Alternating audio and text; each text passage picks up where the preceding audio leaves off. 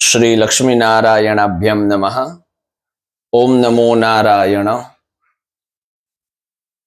द्विजाएस्ट्रो में आप सभी का हार्दिक स्वागत है। आज का मुख्य विषय है अक्षय तृतीया। तृतीया तिथि इस वर्ष 19 तारीख को रविवार को मनाई जाएगी। अक्षय तृतीया ही ऐसा नाम है जो हमें प्रतिपादित करता है पुण्य कर्म कभी क्षय नहीं होते, उसे अक्षय तृतीया कहते हैं। यह तृतीया के दिन 3 अवतारों का पूजन, नर नारायण का पूजन, लक्ष्मी नारायण का पूजन और परशुराम जी का पूजन किया जाता है। सभी पापों के नाश के लिए विष्णु भगवान का पूजन, लक्ष्मी नारायण का पूजन, ब्रह्म तेज की प्राप्ति के लिए परशुराम जी का पूजन और वैकुंठ लोक की प्राप्ति के लिए नर नारायण का पूजन, भक्ति की प्राप्ति के लिए नर नारायण का पूजन किया जाता है। अक्षय तृतीया के दिन स्नान का महत्व है, दान का महत्व है, जप का महत्व है, तप का महत्व है। यह सभी एक साथ हो सकते हैं तो हमें करना चाहिए। तीर्थ क्षेत्र के पास में यदि हम हैं तो इस दिन अवश्य तीर्थ क्षेत्र में स्नान करें। इस दिन दान में कुंभ का दान, मिट्टी का घड़ा है, जल से पूरित है, उसका दान अवश्य करना चाहिए। मिट्टी के घड़े का दान नहीं कर सकते हैं तो तांबे, पित्तल, सुवर्ण, रजत आदि कोई भी कलश लेकर उसका जल भरे हुए कलश का दान हमें करना चाहिए। इष्ट मंत्र का जप, गुरु मंत्र का जप अवश्य इस दिन करने से पुण्य में अभिवृद्धि होती है।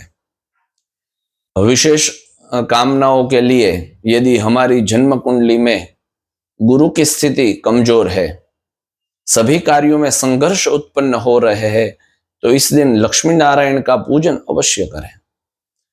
विष्णु सहस्त्र नाम स्तोत्र का पाठ, विष्णु सहस्त्र नाम स्तोत्र से तुलसी दलार्चन अवश्य करें।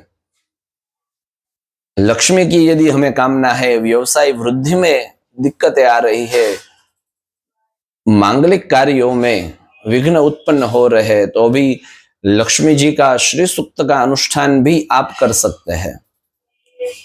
16 पाठ का अनुष्ठान, 24 पाठ का अनुष्ठान, 64 पाठ का अनुष्ठान, 1100 पाठ का अनुष्ठान, आपकी जिस प्रकार समय हो, जिस प्रकार रुचि हो, इस प्रकार से यह अनुष्ठान अवश्य करें। व्यापार में वृद्धि होगी, धन की प्राप्ति होगी। श्री सूक्त से आगे आकस्मिक लाभ प्राप्त करना चाहते हैं, हमारे कर्ज में डूबे हुए हैं, हमारे पैसे नहीं आ रहे हैं, तो उसके लिए हमें कनकधारा स्तोत्र का अनुष्ठान भी करना चाहिए। यदि चंडी पाठ यानी दुर्गा सप्तशती के आप जानकार है, पढ़ सकते हैं, तो अर्गला स्तोत्र उसमें दिया हुआ है, उसका अनुष्ठान भी अत्यंत लक्ष्मी प्राप्ति के लिए कार्य सिद्धि देने वाला है। इसके दौरान लक्ष्मी नारायण का पूजन, अर्चन और मन संकल्पित सभी कामनाओं के लिए, मांगलिक कार्यों में विघ्न आदि हो रहे हैं, तो उसके लिए भी लक्ष्मी नारायण का पूजन। हमारी कुंडली के हिसाब से हम देखें तो सभी मांगलिक कार्यों में, अपने भाग्योदय में अड़चने आ रही है, यानी बाधाएं उत्पन्न हो रही है, तो गुरु की स्थिति कमजोर है, तभी यह सब हो रहा है। तो गुरु को बलवान करने के लिए बृहस्पति महाराज हमारे ऊपर कृपा करे, इसी अवसर के लिए हमें लक्ष्मी नारायण का पूजन इस दिन अवश्य करना चाहिए। दान में गेहूं का दान कर सकते हैं, अक्षत का, चावल का दान कर सकते हैं, जल भरित कुंभ का दान कर सकते हैं, और विशेष करके इसमें दूध से बनाई हुई मिठाई या दूध से बनाया हुआ मिष्टान का भी दान हम कर सकते हैं। भगवान को नैवेद्य में भी दूध से बनाया हुआ मिष्टान अवश्य धराए। आप अपने घर पर पूजा करें, लक्ष्मी नारायण का पूजन करें,